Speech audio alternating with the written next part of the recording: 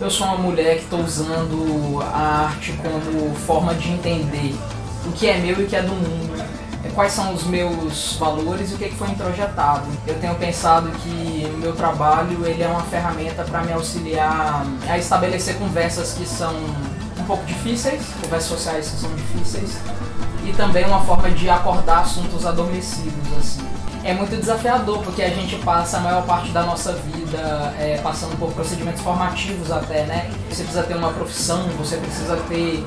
Enfim, né? É um mundo que ele vem te encaixotando, te direcionando para aquilo que, na verdade, a gente às vezes não sabe se é o despertar das nossas habilidades ou se é servir a um tipo de mercado que precisa dessas habilidades. Então, assim, eu acho que num determinado momento é sempre importante a gente conseguir parar para respirar e para entender se essa caminhada é a nossa caminhada, né, íntima, ou se a gente é mais um número, né, operando dentro desse macrosistema, assim. Foi uma narrativa muito longa eu dissociar desenvolvimento, por exemplo, de devastação, você sabe? Porque na minha terra, assim, a gente sente muito quando rompe uma barreira, naturalmente, sente muito quando some uma montanha, mas só que tem uma mazela dessa modernidade, dessa colonialidade, que ela pensa que para conquistar tal coisa eu tenho que abrir mão de uma coisa que tem um outro valor ainda, né? Você conseguir desatrelar isso, você conseguir entender que desenvolvimento não precisa ter relação com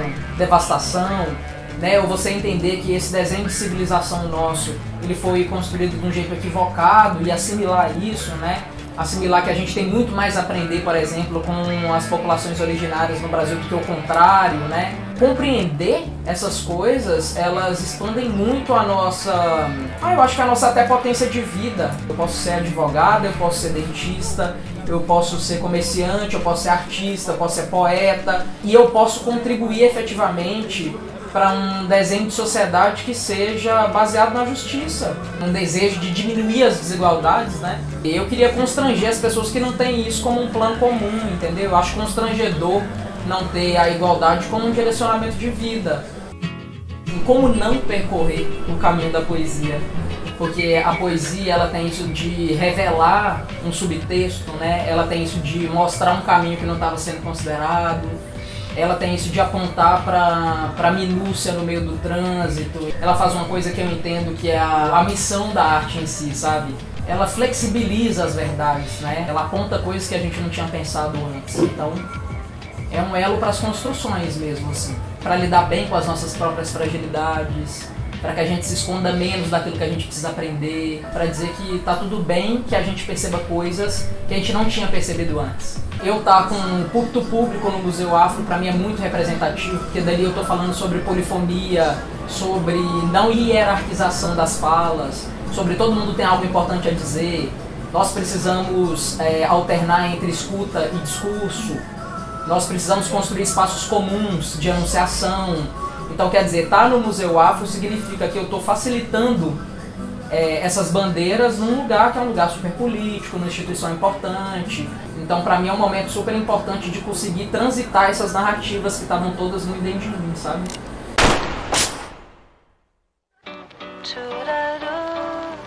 Eu quero cada vez mais contribuir para detonar essa lógica, assim, sabe? Nos mais diversos lugares que eu transito, e eu tenho um trânsito que é um trânsito acadêmico e um trânsito no universo das artes, então, tipo, é meio que um duplo desafio.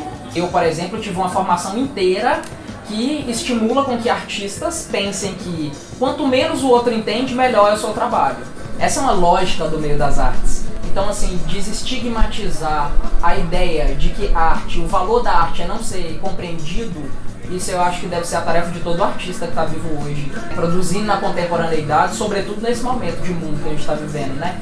Então tem muitas pessoas que têm uma produção de conhecimento fantástico, fundamental, incrível, mas que de alguma forma não se sentem autorizados a se colocar no mundo com isso, né? Então acho que o nosso trabalho é produzir as nossas narrativas, mas sobretudo facilitar as narrativas, né? Uns dos outros, assim, né? E acho que a gente já tem ferramentas, a gente já tem história, passado suficiente para entender que não é possível eliminar as diferenças. Não é possível extinguir as diferenças, né? Então eu acho que a gente pode pensar cada vez mais sobre como flexibilizar as dicotomias. Então, assim, um desses legados coloniais é fazer essa rivalidade, por exemplo, entre a razão e a emoção, né?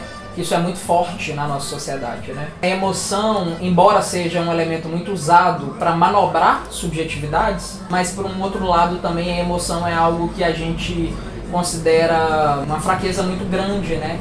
E na realidade a gente não pode contribuir com nada que a gente não sinta.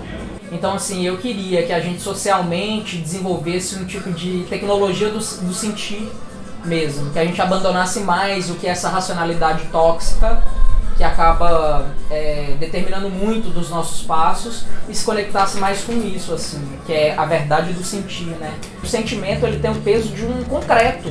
Com o sentimento você constrói prédios, com o sentimento você elege presidenciáveis, com o sentimento você mobiliza nações, com o sentimento você fecha territórios. É sobre isso também muito, né? A gente é muito levado a tomar decisões a partir disso. Então, eu queria que o sentir tivesse muito no nosso campo de diálogo social, sabe?